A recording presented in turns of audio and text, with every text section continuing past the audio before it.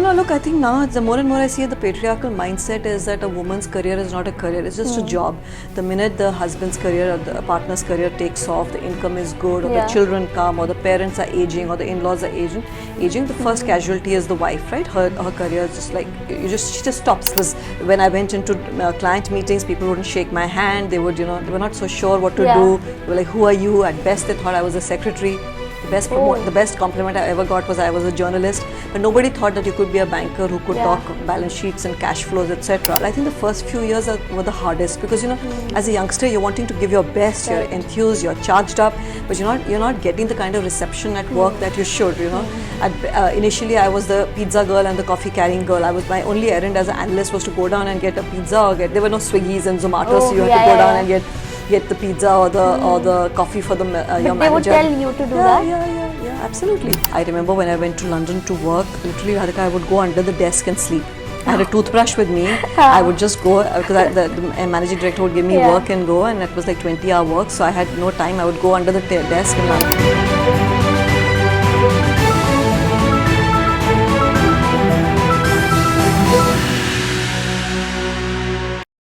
Thanks, Manisha, for doing this interview with us today and coming here in our studio. Thank you. Thanks for having me. Very excited to be speaking with you because you were the youngest CEO just at the age of 33. That too at an investment bank in an era where not many women were there in this field. And I've heard you speak in many interviews that you call yourself an accidental banker. So how did it start? What was the genesis of it? Sure. So I think I am an accidental banker. I had no intention to being in banking. I actually wanted to go and do my PhD. I came from a middle class family. We had limited means. So I did my master's in economics from Delhi School of Economics, and I wanted to go and do a PhD globally.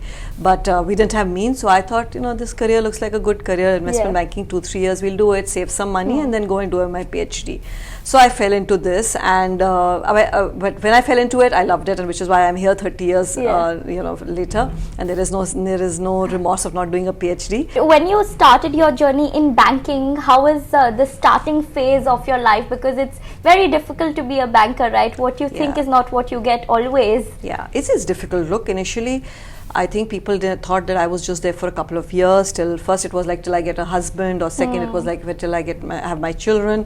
In fact, companies I used to go and call on didn't even have washrooms for women. The washrooms used to be one washroom in the basement where you went, which was a woman's toilet, which was basically for the helpers and the cleaners. You went in there. So that's how little people thought of women at work, right? So it was when I went into client meetings, people wouldn't shake my hand. They would, they were not so sure what to do. They were like, who are you? At best they thought I was a secretary. The best compliment I ever got was I was a journalist, but nobody thought that you could be a banker who could talk balance sheets and cash flows, etc. So there was a lot of there was just basically a paradigm shift because people hadn't seen women in this line. So I think the men themselves were struggling because they were like, what do we do with her, right? I mean, because they were not used to seeing us. Your male counterparts who were also the analysts when you were, did they get a separate job of looking at the balance sheet? They were taken seriously. Yeah, they were probably assigned tasks faster. And if you ask the manager, they would be like, because they are much more. They're able to work longer hours. Remember, these are not the days of mobiles or Ubers, etc. So they were like, we don't feel safe giving you work which needs to go until midnight, 1 o'clock. So that was their defense. But yes, you're absolutely right that the male analysts in the team got assigned on projects much faster than we did. Okay. My God, it's very tough. I mean, if this happened today, it's difficult as a woman to just feel that why am I not getting equal opportunities? I've studied for the same degree and the same position. But I think things are changing slowly, but things are changing. I think women are today more aggressive. They are like demanding their rights. Organizations are much more aware that they need to look after women, which is the biggest positive. And there are enough role models and networks. So I think things are changing. We are still losing a lot of women in the mid cycle, but I think at the beginning things are very positive. Yes. But at your level, do you see enough women out there? No, I think I would like to see more. At all levels, I would like to see more. I think in banking till about 5-10 years ago, there were a lot. Then some retired. So I think I'm hoping that the next funnel will come. Yeah. But at every level, I'd like to see more. I think at the entry level, I'm very happy with what I'm seeing. Yes. In colleges and universities, girls are Yeah. shining. They're doing better than the guys. You're seeing that Right. across every field, right? The family ecosystem needs to do a much better job Yeah, in terms yeah, of helping the woman. Right. Organizations are. I think they're changing. Global organizations are changing. Indian organizations are changing because everyone wants the best of talent, Radhika. Yeah. And to attract and retain the best talent, you have to change. Otherwise, you'll just lose the best. So, which was your first company where you worked as an analyst? And that was ANZ Grindlays. Okay. I worked in Grindlays for a few years, and then my longest stint was at UBS, where I was the CEO for the last 12 years, and then I set up Moelis in 2012. Okay. So I've been a career investment banker. Yeah. So before you were UBS, you were always at ANZ. ANZ and then Barclays. Barclays very short stint. Barclays sold its investment banking division to UBS, and that's so that's how I got it. And which was your first deal that you officially worked on at ANZ? Oh, when you actually got to do the work which you wanted? I don't remember that, but the deal that was closest to my heart was the privatization of a state-owned company called IPCL, which was sold to Reliance finally. It took 5 years, and through that 5 years I got pregnant, I became CEO, I had my daughter, and everyone and the government people used to joke and say, "Aapki beti university chali jayegi, tabhi hum karte rahenge." You know, so it took a long time, but it was very dear to my heart because it went through a time that was personally and professionally challenging. If you ask me which was my favorite deal, it's like children. You can never discriminate. Each deal has some special angle, something, some last minute nuance, some last minute collapse which gives you a heart attack. So it's fun, right? I mean, it's a roller coaster, and you can only you should only brace yourself for this career if you're ready for a roller coaster, right? And as I say, you're always as good as your next deal. You're not even as good as your last deal because that's done. You just have to keep constantly pitching. So it's a bit of a ride, but do it if you like it. But the good news about this career is that you meet so many energetic entrepreneurs, right? That you feel inspired. That look at the kind of difficulties they can overcome. So what is it? We as an intermediary are just a little small part of what they're able to do. So that's how you have to see it, right? If I were to ask you, like you said, it's like an up and down journey. People talk a lot about successes, but they don't talk much about failures. So which was the most challenging time in your career where you really had to step up and take charge of it? So, very good question, Radhika. As you said, success, you have everyone celebrating with you. I think failures is really, but I personally now think of the failures and the setbacks as my best times. That time I didn't. If that time you asked me, I was distraught and I was younger and I was like, world's coming, the whole world is against me. But what I learned in my failures, I could never learn in my successes. I learned to reset, I learned humility, I learned who my real friends are, and I think of failure as a friend today, genuinely. I think I learned a lot from my failures. It's a reset. I don't think it's a failure. It's life telling you to pause, recalibrate, reinvent, reboot. And I think that's how I can see it now. That time I didn't see it like that. But I think the tough times were when I set up UBS in India. Okay. What was the toughest? Well, because it was just a new organization, right? I would go into offices and they would think it's UPS. UPS was a courier company and they used to think, oh, courier wali madam aa gayi. So from thinking that the courier wali madam to saying, no, I'm here to talk about your balance sheets and M&A was like a tough transition, right? There were domestic firms like JM, Kotak, which were very well entrenched, and for a global firm to come in and say that, we have the same credibility, please trust us, was difficult. So just to establish yourself credibly as a newbie in a firm, in a country where the domestic organizations were very well set, and you had stalwarts like Nimish Kampani, Himendra Kothari out there, so you had to go out there and compete with them. So that was tough to set up a firm like that, to attract talent, to say that look, we're here to stay. Why should talent come to you? Don't forget, at my generation, Indians like to be in one job. They joined one and they retired on. It's not like your generation where you're entrepreneurial. We were very resistant to change, so in that time to attract talent, the right kind of talent, to make the clients believe in you was difficult.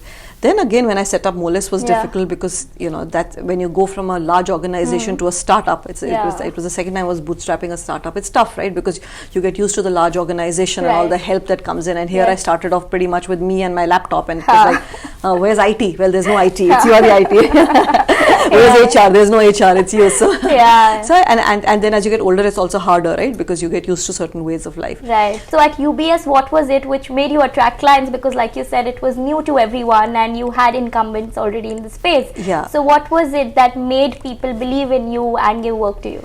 So I think in UBS, the global organization really came together at one point to make India a success. So that helped because we could actually provide global. Yeah. And this was the time that India was wanting to go global, right? Indian companies wanted to go and acquire companies globally. They Indian companies wanted foreign capital to come in because we didn't have enough domestic capital. So the fact that we could show that differentiation from the domestic banks really helped, and I think that's what we made our mark in the first 5 years, that we did cross-border transactions. Yeah. We helped Indian companies acquire companies globally, and we brought in a lot of foreign capital, advised on that. So I think that's how you have to differentiate yourself, because otherwise, you know, if you're just saying we'll do more of the same, then that's challenging. So I think that's how we differentiated ourselves. But since you've met such great leaders, is there any leadership style that you have loved and you try to imbibe some of it also and try to give it to your younger team members? So I think, you know, from a lot of people I learned, but I think the one thing I learned, and I improvised early into my leadership style, is that you lead with heart and head. I think, you know, the whole old generation leading just with the head and expecting people to work 8 a.m. to midnight and, you know, work through Saturdays and just not have a personal life is just not sustainable, right? That's a sprint, that's not a marathon, and a career is a marathon. Have you built this culture of reverse mentoring in your organization where even the juniors can come and teach you something new? They don't have this mindset that, okay, what if my senior gets agitated, that why am I trying to teach them something? No, I think you raised a very relevant point. In today's organizations and today's world, businesses are disruptive. So it's very important that I listen to you. It's very important that I learn from you. It's very important that I hear you and I imbibe that when I go to my client, because you are much more, you're the client, right? In a way, you're the next generation client. So so very important, and I always tell my team that learn from the youngsters, because, you know, what they know, we don't know at all. You know, we're acquiring those skills. You guys inherently have those skills. Yeah. So very important to learn from all of you. And but a banker's life revolves around networks you create, right? So when was it that you got your own first client from your own network? I think pretty early, you know, because what happened was that when I was in Delhi, and I said to you, I joined Barclays. My then boss, when I was 26 or 27 years old, quit and left. So I was became the head of North India for Barclays. So pretty at 27. So pretty much I was thrown into the ocean pretty fast. So yeah, I think some of the Delhi clients like Ranbaxy and the Birla Group, and I can't even remember the Max Group were some of my early clients, and it felt great at that point when people trusted you, right? Because that was a generation where it was age over wisdom, right? Wisdom came only with age, right? If you're a 27-year-old, you were not seem to be having the wisdom. So every transaction, no matter how small, felt like, you know, climbing the Mount Everest, just because it was such a task, right? A, being a woman, B, being young, you know, and and a new organization. Barclays was new too. Just to be trusted felt really. What has changed in you, if I were to ask you, back then, 20 years back, and now? So I think a lot has changed. I think you tend to be less excitable. You tend to be more mature. I think what hasn't changed is my ability to do hard work. I can still work as hard as I could when I started, but I think I'm much more people's person. When I say a people's person, I mean a team person, right? I mean, I genuinely now believe, and with experience, that you're only as good as your team. You know, while investment banking is a gladiator sport, and you go out there and you win business on your own, you can't execute it on your own. So you're only good in front of the client if your team is good. So I think I believe in that now. I strongly believe. And especially when women leave, I take it very personally, because I feel so bad, you know. But also when I lose talent, it bothers me. I spend a lot of my energy with my talent, because I genuinely believe, unlike when I started and you think you're invincible and you can do everything on your own and you'll bring in the business and you'll execute it, it's not the case. You know, you're only as good as your team, and I think that's what's changed a lot. And I think what I've learned over the years is that you must be very honest with your client, because you know there may be times that while the deal may be good for you and it may be a good fee event for you, it may not be a good thing for the client. At that point, be honest with your client, because while it may hurt you in the short term, in the long term you actually get rewarded, not just by the client but by word of mouth. So build your style of working on authenticity. Most important thing, I think. Because as I said before, you're not selling a product, you're selling yourself, and you must build a reputation of being an authentic individual, who can be trusted for good advice, Yeah. even if it harms that person in the short term. Just on the work side, a couple of questions. Which sectors are you seeing brimming with energy the most apart from the tech, because that's been spoken about a lot anyways? Sure. Pharma is doing very well. Pharma, health tech is a sector. Healthcare services, Yeah. hospitals. Post the lockdown, people are prioritizing their health, and so healthcare, hospitals, etc., doing very, very well. Yeah. Pharma, we've become pretty much the factory of the world, the generic factory of the world. It's about a $60 billion industry. Yeah. It's meant to go to 100 billion. So pharma is doing very well. IT services, we're the office of the world. You've done very well. It's a $250 billion industry, meant to go to 500 billion. From factory of the world to office of the world. Yeah. Yeah, exactly. But office of the world, I think we're established, right? Factory of the world, we're still trying. Yeah. China plus one is working very well for us. In pharma and generics we have, but other sectors we're still trying. But office of the world, you go to Bangalore, you can just see it, right? I mean, in Bombay we don't see so much of it. Gurgaon, Bangalore, it's phenomenal what you're seeing. So I think that industry continues to do very well. Of late, traditional industries like steel, cement, etc. are doing very well because of the government's push to infrastructure. Yeah. Because these are industries that are needed: cement, steel, etc. And also domestic sector, domestic capital capex is coming back. Banks are doing well. The balance sheets are deleveraged. So banks and banks have now invested a lot in technology. Yes. 5 years ago they were caught napping. These fintech companies came and were eating their breakfast, lunch, and dinner. But they've all invested in technology today, right? So that's another sector that's doing very well. Okay. How do you see the real estate sector growing? It's growing very well because of the same reason, office of the world. So, you have to have office, even though a lot of employees don't want to come to work, but you still have to have the office. So commercial real estate is doing very well. As incomes are increasing, residential is doing very well. Every day there are migrations happening from rural to urban India. So the housing sector has more and more opportunity. I think 1 out of 3 rural Indian is moving to urban India. Literally, that's the migration that we're doing. Okay. So all of them have to be provided with housing, jobs, etc. So real estate is a sector that tends to be very heavy on job creation. So you'll continue to see real estate do very well, both commercial and residential. Understood. It went through a slump, especially in the lockdown. The people were worried, but we were having existential, especially commercial was having existential reasons. But now it's all doing very well. Right. It's a sector to remain long on. And you also spoke of healthcare. In that, how do you see mental health proliferating? Because a lot of investors see potential in it, but don't want to invest their money since the scalability lacks. So how do you see that coming up? Correct. So I'm not seeing the scalability, but I think it's an issue that we all need to be aware of. And I think the way that more capital will go in is when organizations start investing more in the mental health of their employees, right? I think it has to become an agenda for like diversity has become, I think mental health also has to, because it really is a challenge, right, of your generation especially. So I think it's something that when organizations give it a greater push and give it a greater acknowledgement, forget a push, I think you will see more and more capital going behind it. Okay. Just like it has on ESG, diversity, etc. Yeah. But in terms of FDI, which sectors do you think are the biggest pullers for FDI in India? So largest provider of FDI in the last few years has been private equity. And private equity has basically played on the Indian demographics. So consumer has been a big sector because 400 million Indians wanting to consume more and more. So consumer sector, IT services sector, tech sector have been basically absorbing a larger, and now infrastructure, which is very important because I think India needs the infrastructure to become the $5 trillion economy. We didn't have that. And I think the fact that so much capital is coming into, and that's patient capital coming into roads, ports and other infrastructure, power, renewables is very good because that's long-term patient capital and you're seeing that come from sovereign wealth funds, pension funds. A lot of that is coming, which actually is a great positive to India because people are saying we can invest in your country for longer. We're not just looking to invest in public markets and run away. Do you work with all entrepreneurs who come to you for raising money, or you have a criteria that you need to have these many things in place? Well, being a global firm, we tend to have a size criteria. So that becomes a cutoff for us.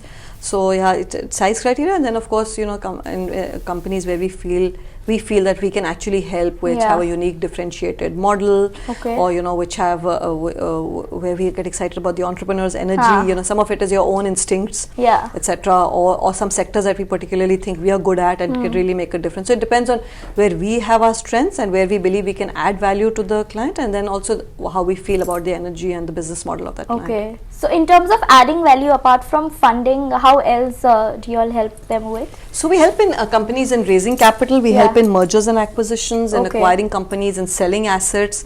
So we use our global network, you know. So if let's say I have a global consumer banker sitting in the US and Yeah. he knows a lot of consumer companies, and an Indian company wants to sell their consumer business to them. So then we use that to Okay. network and get them in touch with the global companies to Yeah. help sell their business or acquire business.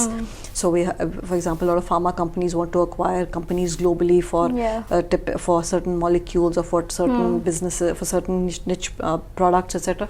So then we use our global network. So I think that's what we bring to the business. But with that, I've extracted a lot from you. Just Good. last rapid fire round I Oh, have. rapid fire, okay. Which would have been an alternative career option for you if not investment banking? Professor. I would have In loved what? to be economics. I wanted to do that. I Okay. wanted to do my PhD Yeah. and become a professor in economics. As my daughter says, I love the sound of my voice too much, so it would have been good.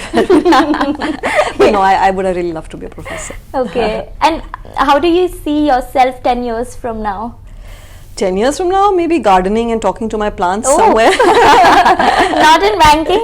No, I don't think so. And I hope, somewhere making a difference in the life of young girls, whether it's a girl child through education or by mentoring young girls to stay the course in their careers is the single most thing that drives me today. Yeah. And how do you want to be remembered for? Well, I don't think I want to be remembered for anything, but I think, as I said before, I would like to be known as someone who's resilient Yeah. and who can keep coming back and more importantly, authentic. And I'm sure you don't regret anything. That's why I want to ask you that question. No, there Is there there any were plenty of regrets, but now I think of them as good learnings, Yeah. right? I mean, of course, when you failed, sometime you regretted it. I could have done it better.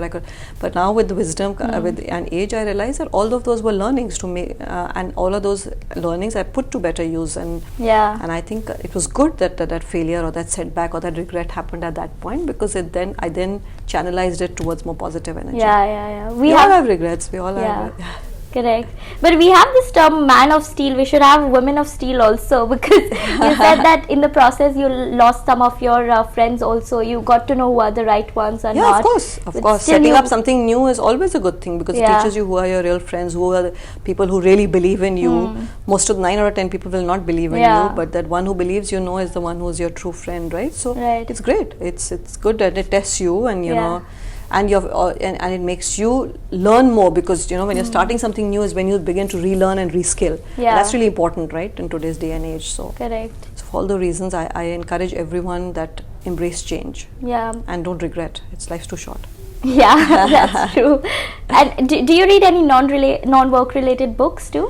So yeah, I just finished this book called Pachinko. I don't know whether you've heard of it. It's a Korean author. It's just an amazing book. What is it about? It's about generational Korean struggle against in Japan, and how these Koreans who went to Japan during the war, what they did and how they lived, and it's phenomenal. I just love the book. It's just intergenerational resilience of women. Yeah. And so I enjoyed reading that. That's the last book I read. Thank you, Manisha, for joining us today. It was a pleasure to host you and learn all about your stories and such strong values that you hold so dear to yourself, and now are passing on to younger women. And I'm sure with this interview they will also get to know of this, and I think they should imbibe it because it's for good. Thank you, Radhika. More power to you. I hope you continue to shine and do well, and I will be watching and clapping for you all the time. Thank you so much.